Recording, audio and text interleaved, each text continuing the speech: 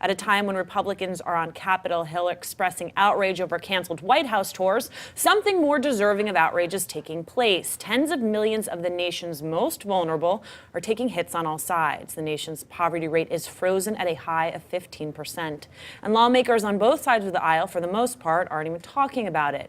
It's been a topic of discussion among Washington lawmakers in fleeting moments. Language about making poverty a national priority found its way into the Democratic Party platform last year and into President Barack Obama's State of the Union address in February. Zach, talk about another constituency that is just not getting its due. Yeah, and remarkably so, given the depth of the downturn.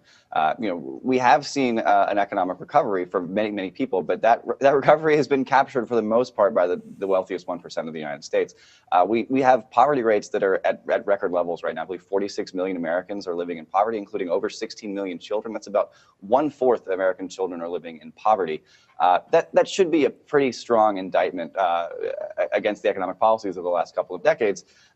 And there just doesn't seem to be a whole lot of momentum for doing anything about it. Jen Bendry wrote this story. I think it's absolutely terrific. That a lot of the lawmakers who are opposing anti-poverty programs actually have very, very high poverty rates in their own districts. People with 38% and higher poverty rates in their districts who believe that food stamps, for instance, are actually the source of the problem, not part of the solution. And it's really hard to deal with a Congress that sincerely believes that anti-poverty, that poverty relief efforts actually restrict income upward mobility for poor people rather than open up opportunities.